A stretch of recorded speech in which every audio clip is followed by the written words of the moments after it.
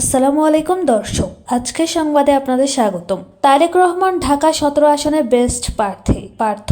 এদিকে জামায়াতের সঙ্গে জোটে আপত্তি জানিয়ে নাহিদ ইসলামকে এনসিপি নেতাদের চিঠি। ত্রয়োদশ জাতীয় সংসদ নির্বাচনকে কেন্দ্র করে বিএনপি প্রাথমিক প্রার্থী তালিকা 2 দফায় প্রকাশ করা হয়েছে।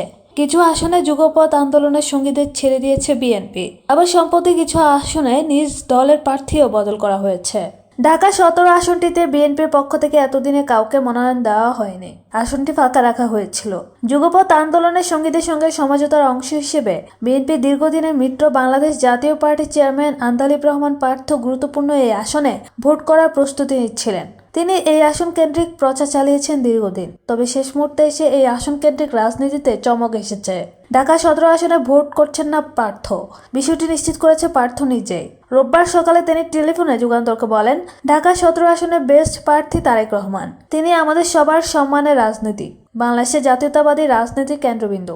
দীর্ঘদিন নির্বাচন থেকে তিনি গণতান্ত্রিক আন্দোলনের নেতৃত্ব দিয়েছেন। তার নেতৃত্বে আমরা যুগপৎ আন্দোলনে ছিলাম। আমি তারেক রহমান ভাইয়ের সম্মানে ঢাকা 17 আসন থেকে মনোনয়ন ফরম সংগ্রহ করিনি। আমাদের সবার উচিত তারেক ভাইকে এই আসনে সমর্থন দেওয়া।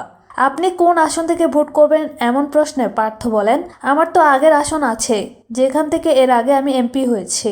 আমি ভোলা 1 আসন থেকে মনোনয়ন সাবমিট করে দিয়েছি। কোন প্রতীকে ভোট করবেন এমন প্রশ্নে পার্থ বলেন, আমি দলীয় প্রতীকে ভোটের প্রস্তুতি নিচ্ছি। বিএনপির একটি সূত্র জানায়, এই আসনে বিএনপি ভারপ্রাপ্ত চেয়ারম্যান তারেক রহমান নির্বাচন করতে পারেন। ইতোমধ্যে শনিবার গুলশান এলাকার নিজ বাসার ঠিকানায় ভোটার হওয়ার প্রক্রিয়া সম্পন্ন করেছেন তারেক রহমান। এরপর থেকে তার এই আসনে নির্বাচন করার আলোচনা আরো জোরালো হচ্ছে। চলে যাচ্ছে পরের সংবাদে। জামায়াত ইসলামী সহ 8 দলীয় জোটের সঙ্গে জাতীয় নাগরিক পার্টির রাজনৈতিক জোট নিয়ে আপত্তি জানিয়েছে দলের কেন্দ্রীয় কমিটির 30 জন সদস্য। এ বিষয়ে গভীর উদ্বেগ জানিয়ে শনিবার দলের আহ্বায়ক নাহিদ ইসলামকে চিঠি দিয়েছেন তারা।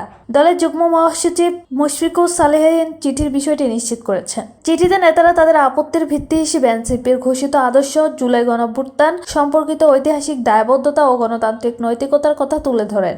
চিঠিতে বলা হয়েছে, জুলাই গণঅভ্যুত্থানের পর বিগত 1 বছর ধরে জামায়াত ইসলামী ও তাদের ছাত্র সংগঠন ছাত্র শিবিরের বিভাজনমূলক রাজনৈতিক কর্মকাণ্ড, অন্যান্য দলের ভেতরে গুপ্তচর বৃত্তি ও সাবোটাজ, এনসিপির উপর বিভিন্ন অপকর্মের দায় চাপানোর অপচেষ্টা, ছাত্র সংসদ নির্বাচনগুলোতে বাংলাদেশের গণতান্ত্রিক ছাত্র সংসদ এবং পরবর্তী ছাত্র শক্তি বিষয়ে মিথ্যাচার ও অপপ্রচার, তাদের অনলাইন ফোর্সের মাধ্যমে এনসিপি ও আমাদের ছাত্র সংগঠনের নারী সদস্যদের চরিত্র হননের চেষ্টা এবং সর্বোপরি ধর্মকে কেন্দ্র করে সামাজিক ফ্যাসিবাদের উত্থানের আশঙ্কা দেশের ভবিষ্যতের জন্য অশনি সংকেত হয়ে উঠেছে।